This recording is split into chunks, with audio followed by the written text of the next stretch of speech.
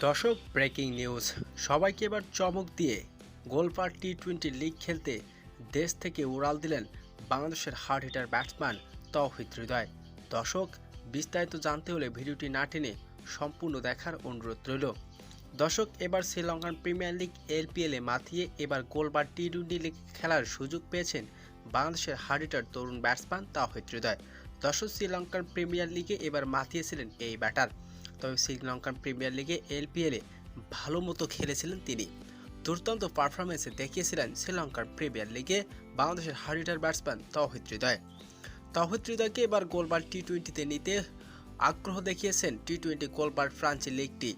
তাই তো এবার গোলবার টি-20 ফ্রাঞ্চি লিগ খেলতে প্রথমবারের মতো দেশ থেকে উড়াল দিলেন বাংলাদেশের হার্ড হিটার ব্যাটসম্যান তৌহিদ হৃদয়।